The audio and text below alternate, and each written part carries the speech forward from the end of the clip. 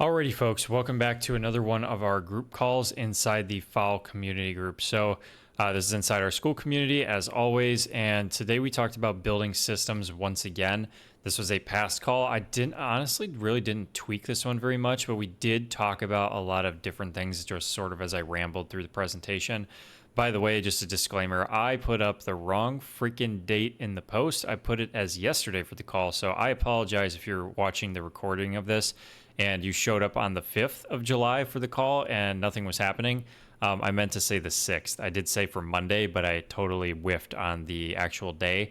So that's my bad. I apologize for that. But quick reminder to everybody, next week, the call is very important. You are on it. It will be Monday, the 13th at 7 p.m. Central Time, and then the other two time zones, I'll post about it. Sonia is going to be on that call. We're going to have guest speaker Sonia, tonality coach, and actor, voice actor. Very important you get on there and ask your questions. She's going to answer them live. So I think it's really important you guys get on that call. Anyways, let's just go ahead right now and let's get into the presentation. All right. So let me just, this is like, that's why I threw up the screenshot. I recommend everybody gets a whiteboard. I think it's really important, or some variation of that. You know, you could have notebooks, but like something that you can see visually when you walk in the room, I think is like just a good idea overall. So there's that. A calendar will also do for like planning your schedule, and that's what we're talking about now is your schedule. Breaking down your day and your week is really helpful. So especially if you have like you work certain hours, right? And you're married and you have kids and whatever else, right? Then you need to be like setting a time, an hour, 2 hours, 3 hours, however much you can manage per day, and dedicate those exact hours on a daily basis to TikTok. And if you're too busy, you don't get to all of them, right? Maybe you only get to an hour of the three that you set aside. But the point is, you designate a window to get your stuff done. And you could have maybe your days off on the weekend and you batch film all of your stuff on the weekend, right? And then you dedicate hours of the week to editing and posting. Like, however you need to set it up. I can't do that for you. Everybody's schedule is different. People ask me like, "Hey dude, how do I do this? How do I get a schedule down?" blah blah blah. It's like your schedule is way different from mine. And so you have to fill the very little free time that you might have with this. So that's the idea. Plan ahead where and when you're going to film, right? When are you going to edit and upload? Are you posting twice a day? Great. Make a note of that. I'm going to post twice a day. That's the goal. Where are you filming these products? How many days of the week are you going to be working on this? How many posts do you plan to put up per day? I already said that, but you get the idea, right? And it's to have all of these things in order so you can segment your day in a way that makes sense for you so that you're efficient. Because if you just wake up and go, what am I going to film with today? Oh, let me go downstairs and see what's in the garage. Oh, well, I've got 8 products here. Oh, look, 4 of them are due today. Well, I guess I'm working on these 4. I don't have any content ideas. Now you got to sit there and think about content ideas, right? And go watch film. Like that all needs to be planned the day prior. Okay. Um, I like this today's videos or tomorrow's uploads. This is something that other people do, which is they'll do all their filming, editing, and they'll put their videos from that day in drafts. And then the next day they'll wake up and they'll watch those videos and they'll have a fresh mind and they'll go, okay, do I need to make any tweaks here? Maybe they see a clip in there that doesn't make sense, right? That they didn't think about the day before because they were sitting there editing the same video for 30 minutes. Okay, cool. Let's look at them the next day when we have a fresh brain in the morning. Oh, this clip makes no sense. Let's cut that out. Let's cut that out. Okay, it's good to go. Right? And now you have your videos already ready to upload and all you have to do is worry about now filming for the next day, right? So it's kind of like you're a day ahead. That's kind of what I mean by that. And I know there are affiliates that do that. Sometimes I'll do it as well. Have drafts and stuff like that set aside for sick and busy days. It's really important. Because on days, man, there's nothing worse than being sick or injured. Like literally, there's nothing worse. I didn't have drafts for when I accidentally tweaked my neck, and I was barely uploading at that point. All I could do was upload on my heat pad because I could barely move, and that was from TikTok. So at least I could make content on that. But man, it was really bad. So you want to make sure you have some drafts set aside because odds are you could still edit and stuff, right? But filming is going to be a pain in the ass. So you want to have some drafts set aside. And stack videos for when you travel. So like I have a trip that I will hopefully be able to go on in September. I don't know, depends on what happens with Fowl.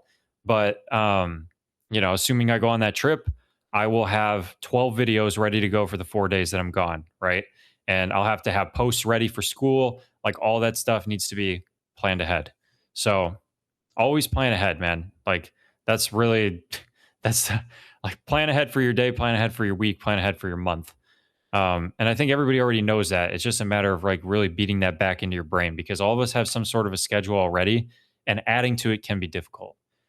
So now we have samples. And this is like going back to, okay, what am I filming with? Blah, blah, blah. This is called sample hell right here. This is what I used to look like every few days when I showed up to my parents' house. This bin would be full. There'd be 10 plus samples in here. At one point, I had 30 some samples needing videos. It was completely out of hand. That's the last thing you want. So, because it's too much pressure, right? Now I have 5 due today, 5 due tomorrow, 8 due the next day. Now I got to put some off. It's overwhelming. You don't get to put the time into the product. So avoid sample hell. This is how you're going to do it. Set up your samples in order of priority. So in my garage, I should have taken a picture of it, but I have a bench press and I line up all my samples in order of priority in which they came in, right? So if I have something that I want to put ahead of what came in, maybe it's a product nobody's got to yet, I want to be early on it, I'll stick that to the front. But otherwise, they come in and I keep them in the order in which they arrive. So I know what's going to be due and I know where to find them if I have too many sitting around, right? So that's one thing. Pre-plan the number of videos you plan to do for the sample. Like before you even get a sample, you should be thinking about, okay, how can I use this? What angle do I have, right? Because that's why you're requesting it. You have some ideas for content, write them down or whatever, make a note. So when you actually like order it, you already know like what you're going to go, like how you're going to go about making that content in some way. It could be vague, but you have some idea. So you're not grabbing the sample and going, oh boy, what am I going to do today? You already have something in place, right? Even if it's vague, and then organize them. And like I said, keep them in like some sort of organized fashion. And as they build up, you want to note which ones are winning and which ones are losing, right? So if you say, I'm going to do 3 videos for each sample regardless, and you try 3 different video styles for each one, they all flop. Okay, do I think this product is worth 3 more videos trying to get something to take? Or, oh, I realize it's too saturated. Maybe it's too late now. They're already sold out. Let me put it to the side for later. It's not a priority anymore. That all needs to be going through your head when you receive your samples. Again, planning ahead, but with the samples here. Get familiar with them damn things before you use them. There's nothing worse than getting a sample out of the box. The video is due that day and you have no idea how to use it. Like that's the worst, right? We want to have some sort of familiarity with it so that it looks natural when we have it. Now, if you're just doing some sort of showcase video, check out this cooler, whatever, fine. But wouldn't it be nice if the cooler was full of drinks and ice, right? That takes planning. So think about that. Okay, I need ice and drinks for the cooler or whatever the heck it is. Think about where and how you're going to film them based on the product. You're going to film it indoors? You're going to film it outdoors? You're going to film it in the car? Is it a car product? Okay. What if the wife has the car that day? Right? Okay. It needs to be on the weekend when she's home. Those all need to be rolling through your head. Like, okay, you make sure that things are in order so I can actually get that video done that day. And is it going to be B-roll, FaceTime, or skit? Because if it's going to be skit, obviously you got to line that up with somebody else. If it's going to be B-roll, then maybe you only get, like me, I only get good natural lighting in our bedroom a few hours a day. So if I want to film nice B-roll, I need to film during a certain window in the day to get the bedding videos done. So just something to consider there as well. Like everybody's going to have a different situation. FaceTime you can pretty much do anywhere, but you don't want to be like, do I need to film this video at night? Do I need to film it in the morning? When do I need to do it? Right. And PR, this is so underrated, but product research. If you find that a lot of your samples are ending up being dust or being crap and you're putting them to the side and you don't really have any winners, you need to make sure on a daily basis you're doing some PR.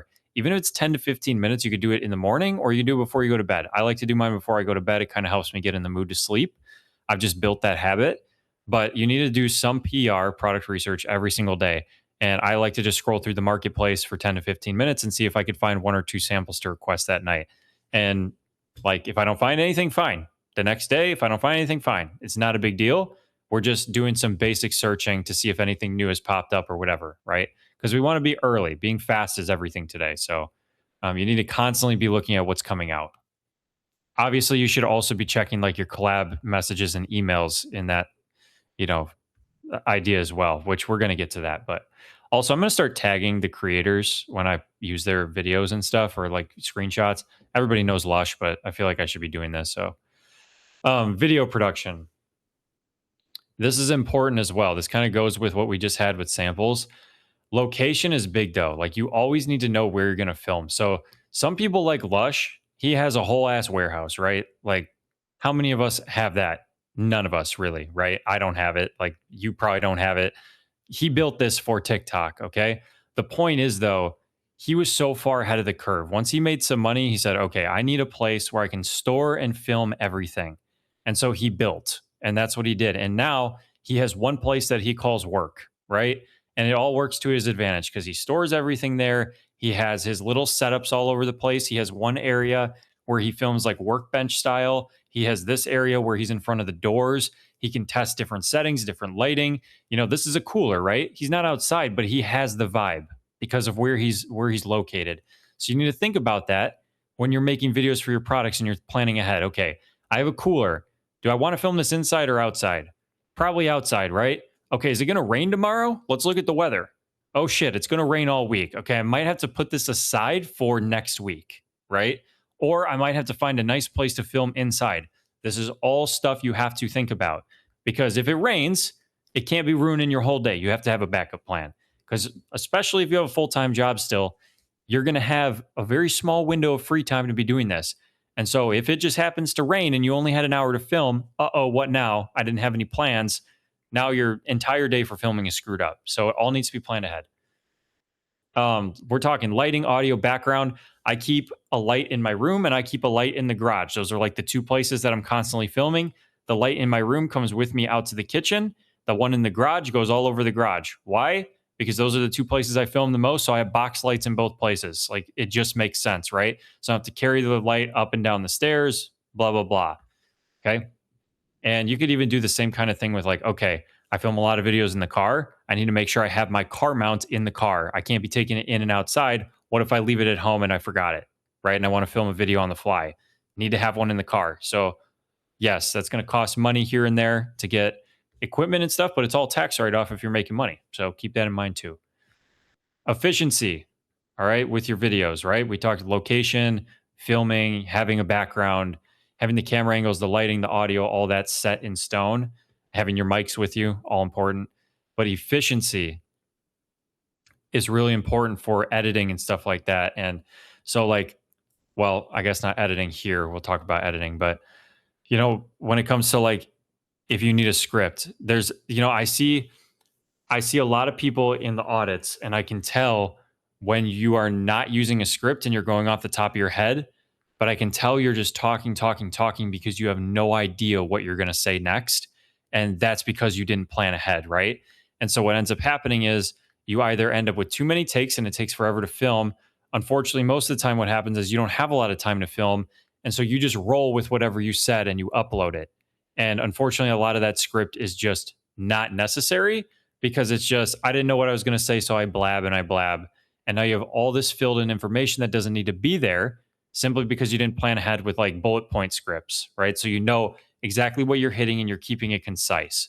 So it's important to have some sort of roadmap when you go about filming a video. Okay, I'm going to start with this hook. I'm going to have this close. And in between, I'm going to hit these bullet points. All right. And I'm going to be showing these aspects. All that needs to be marked in some which way, whether it's in your head or on paper. On paper, a lot of times is the best way to do it when you're learning. This is just a tip for efficiency. I honestly don't even do this that often because I just forget. It like bugs me to like, but if you're doing, especially if you're filming on the TikTok app, it's really easy to record clips individually. Just kind of like clip it up as you're filming, like do the clip, pause. Like, have you ever seen this cooler? Clip it, right? This thing is so awesome. Clip it. Horrible script right there, but you get what I'm saying. That is like going to be optimal for easy editing later on, especially within the app. And you could do the same kind of thing with the camera app. I know Mikey does this. He has his mics and he can use He can use one of the little buttons on the mic to pause and play the camera, but he has a mirror set up behind his phone. So when he uses the back facing camera, he can see himself pausing and playing in the mirror because he can see the screen pause and play while he's filming.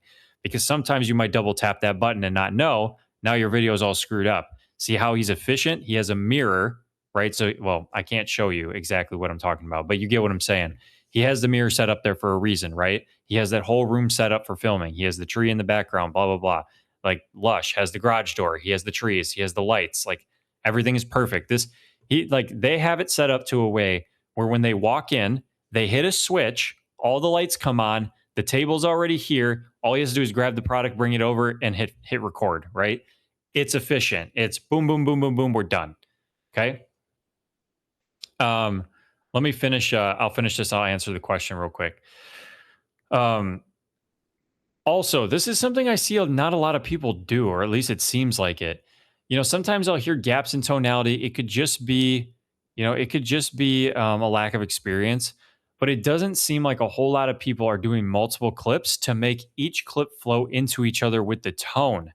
And that's really important. Like you want to nail the tone and the movement from clip to clip so it's smooth. I'll see some people like record a clip and then like their tone completely goes in the opposite direction to finish the sentence in the next clip. And so it just doesn't sound right. You need to take the time to do multiple takes, right? You need to have that time set aside. So like as you're filming, you can do the take so you don't have to come back after you've edited and refilm a clip. Now you don't have the camera set up in the same spot, right? The lighting might be a little different.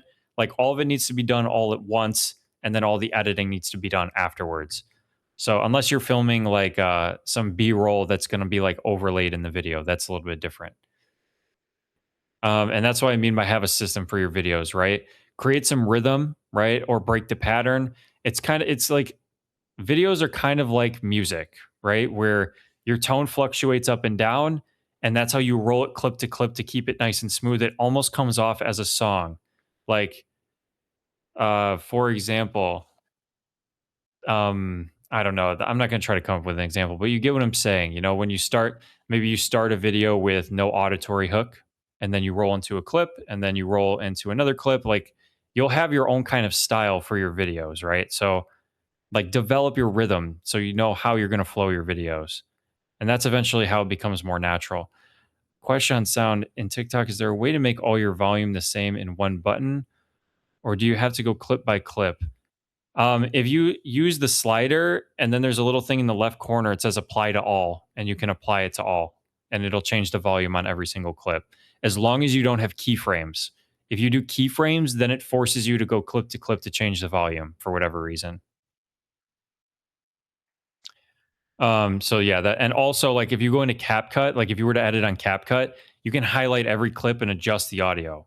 So like, and then adjust them all at once. So that's why like editing on a computer is faster. Okay, speaking of editing, here we are in editing. Okay.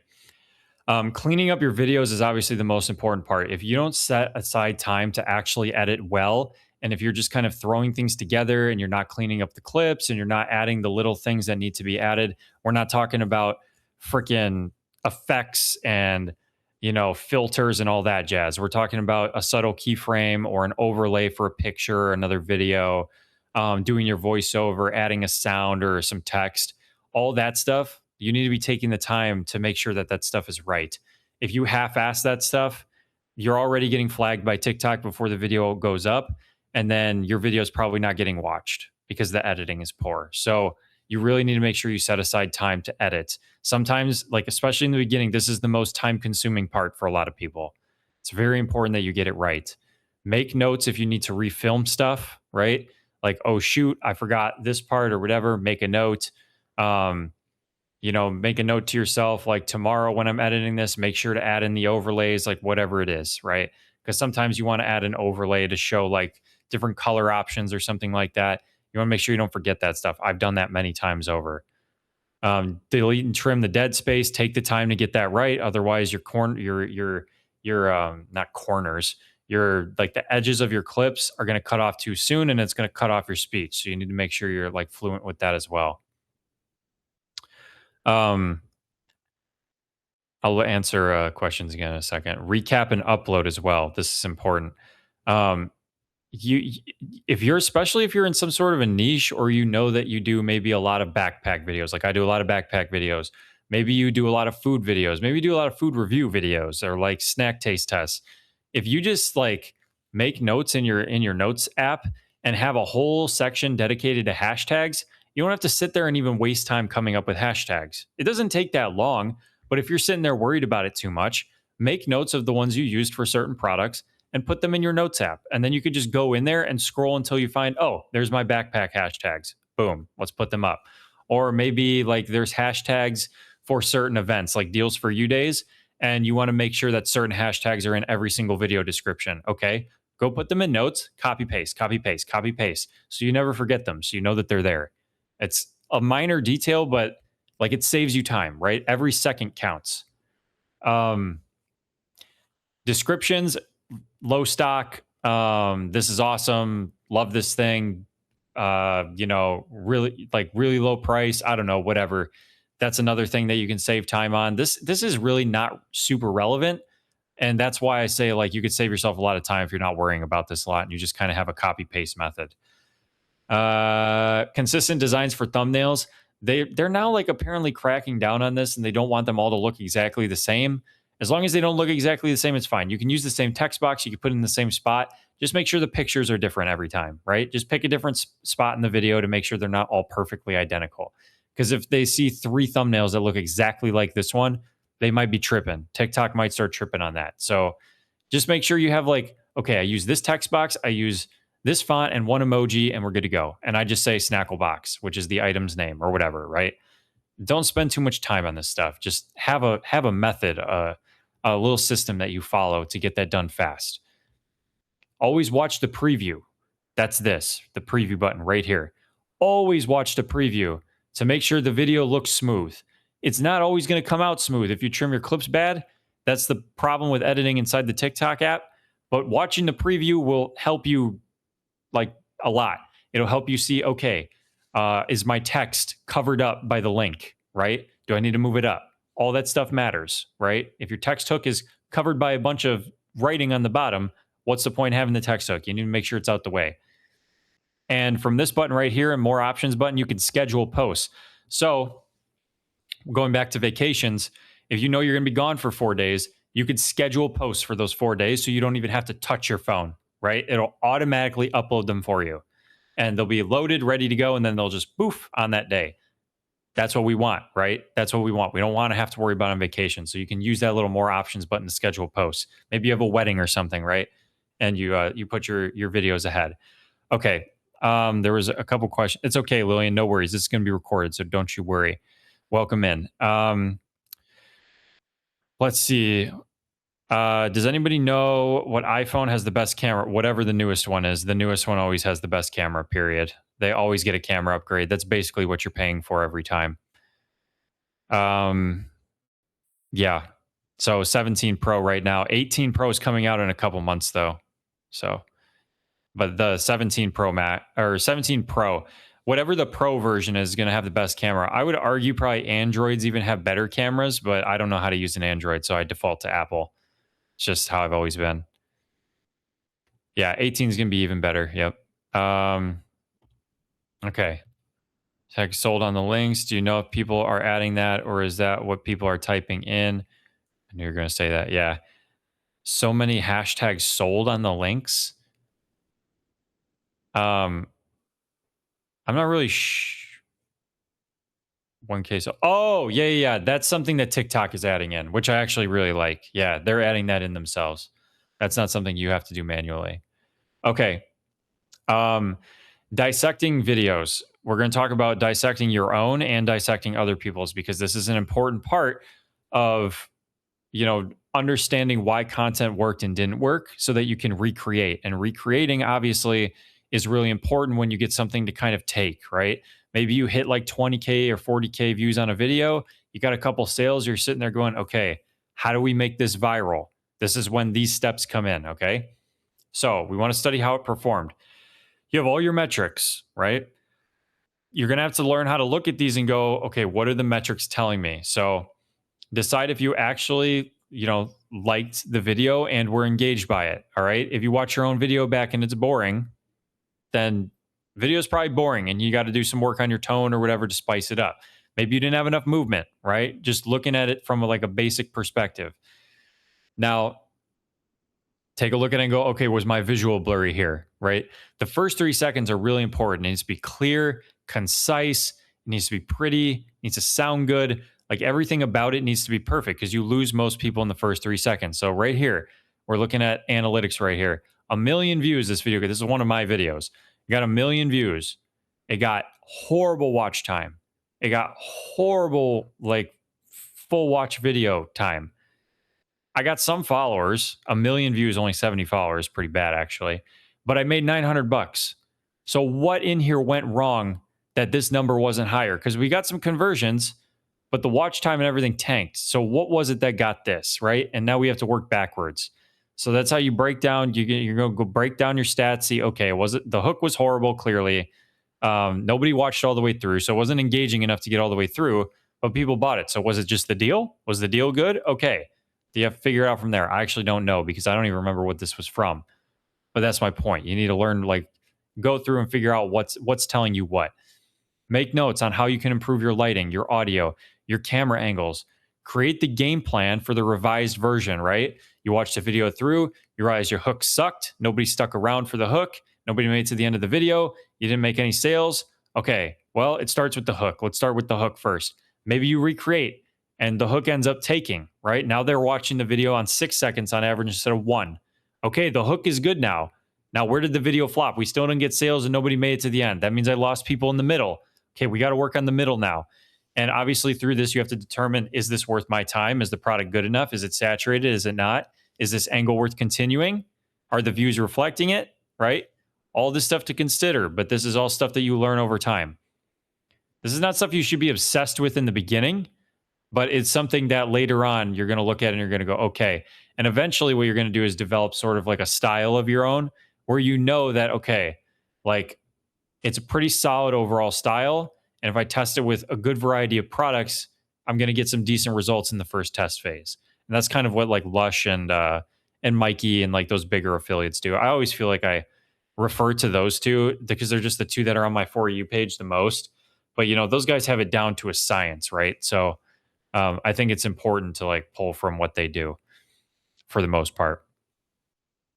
And that goes into studying other creators. So compare your videos to the ones that went viral. Okay. Look at yours. If you copied a viral style, but yours didn't work and theirs did. Okay. What about yours was different from theirs? Was it the lighting? Was it the audio? Was it the camera angles? Was it maybe you used a similar product, but it wasn't the same? Okay. Was it the hook? Like what was it that was different that didn't work? Right. Look at the statistics. Okay. This is telling me my hook sucked. Go to their video. Oh, their hook actually was better than mine. They had a better visual hook. Mine sucked. I guess I should probably try and tweak that, right? These are all things that you pick up on. Look for small things that they do that keep people engaged and interested, and then use that to your advantage. We don't want you to copy people like phrase for phrase, word for word, action to action. You know, I'm going to use an example in a second here, but you want to like kind of take inspiration and create your own format with it. You want to put your own twist on the stuff that you like, okay? And you should be diving all the time into your own creative abilities and looking for things that you say that are specific to you, that you would say to your friends, that you would say to your family. Everybody is different. Some people swear, some people don't, right? I get called out for swearing a lot of my videos, but some of the videos where I actually drop an F-bomb here and there is probably really natural because I do that a lot in real life, right? So yeah, you want to be family friendly, but at the same time, that's your most natural element. If you're saying certain words or, you know, doing certain actions with your hands and stuff like that. So that's what comes off as natural and people can read that. So you need to lean into that stuff. We don't want you just copying another person. We all see what happens. I thought of this example the other day. I thought it was interesting. There are affiliates out there that you see that are not nearly as big as others, but they copy them to a T, even to their mannerisms. You will see people out there. I've seen it in the food review industry of like content creation, not related to TikTok Shop. That's just an example. But I've seen food reviewers who copy other reviewers that they've watched so much because they've watched them so much. They're doing all their same mannerisms. and it makes it unwatchable because they're doing the same thing that somebody else was already doing that makes them them. They're not even themselves, they're copying somebody else. You might see it in the acting world, right? And maybe that's why, like you might see it at work, right? You might see it at school. The kid who's always trying to copy everybody else to be funny, that kid's never funny, right? Because it's not him.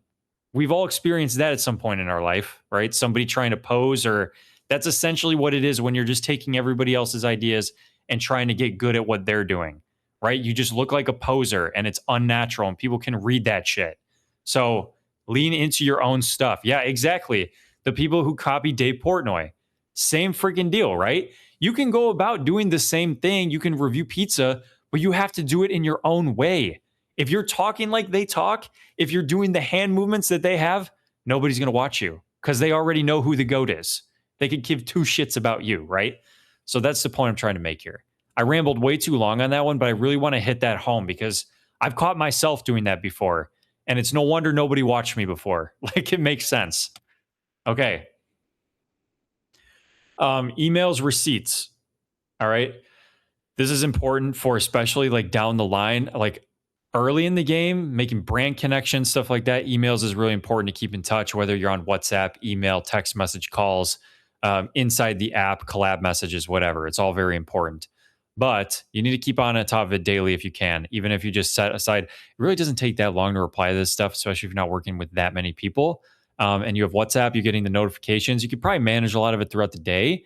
But if you need to set aside 15 minutes a night or 20 minutes a night to just respond to emails, maybe you funnel everything through emails to keep it all in one place so you're not receiving text messages all day or phone calls, then that's fine. That's efficient for you. That works. You just need to have the time set aside for it, right? And funnel everything through one email, or maybe funnel all your collab messages through an email and all of your random outreach through a different email so you know who's who. I don't know, whatever. Have email threads. I mean, there's a million ways to organize that stuff, right? Make sure your account passwords and account usernames are organized. I cannot tell you like how important that is. If you need to verify or you get logged out or something like that, maybe you're in a remote part of Wisconsin, like I'm going to be, and it signs you out for some reason and you wrote down your shit, but you don't have it on you. You need to have a picture of it or something, right? So you can get back in, because if they lock you out, you're screwed. So you need to make sure all that is organized. I feel like most people know account passwords and stuff, need to keep it organized, but like I've been bad about it in the past too.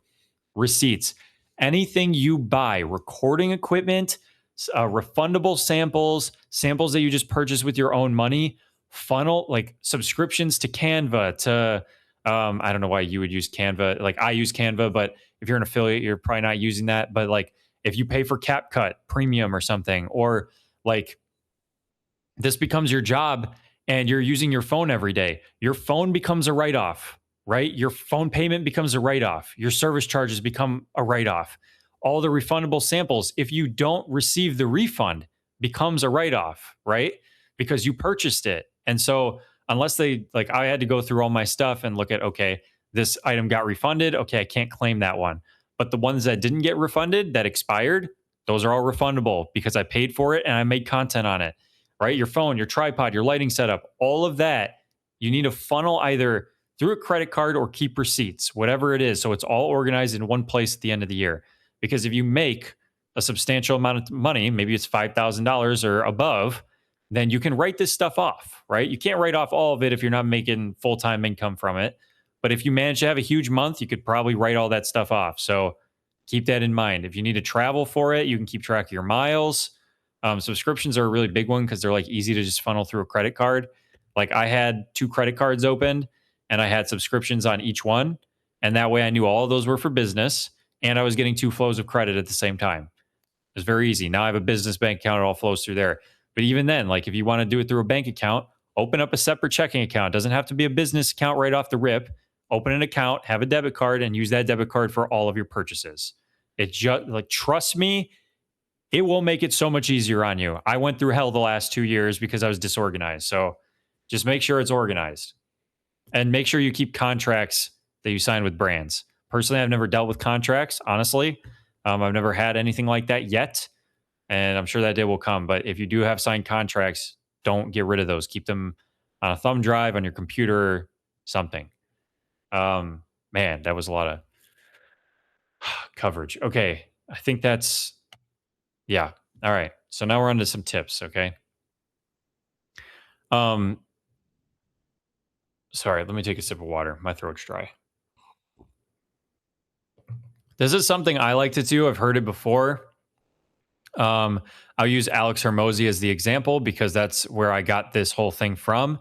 The first thing he likes to do when he wakes up in the morning is go straight into his office. He keeps the lights off. Well, obviously he has, he gets ready, whatever. He goes into the office. He keeps the lights off. He has his computer. He puts in his earbuds and he gets to work. And I don't remember how many hours it is works, but he works straight for like 4 or 5 hours, right? And on his desk, he has everything that he needs at his desk. He has his pills, like his little supplements or whatever. If he needs a snack, he grabs his gummies. He has his phone right there and he has his computer and like anything he needs for work. It's all right there already, right? We all know what it's like to have an office with our desk and our computer, but okay, you're going to have separate tasks throughout the day, especially if you're full time doing this at home. I found myself doing this. And it's like, okay, we want to designate certain areas for certain tasks. So, for example, maybe one side of your desk, if you don't have a lot of space to work with, this is an example he used. One side is where you eat, right? So you have your fork over there and you leave that fork there and you don't use that segment of the desk unless you're eating. And the other segment is where you work. All right. And so you have that one and you have that one. And now you've locked your brain into the habit of, okay, I work here. So if you sit down and you start facing the computer, you get right to work, right? And you've associated this one over here with food. Okay, it's lunchtime. Let's eat. Maybe you're at home. You have your editing done at your desk. You like to do all of your editing at your desk. You leave your laptop at your desk all day long, right? Unless you need it to on the go or something. It stays at your desk. So when it's time to edit or when you go by the desk, okay, I'm locking into editing, right? It just trains your brain to get used to that segment of the day, right? Maybe you film in a certain room and you have your setup.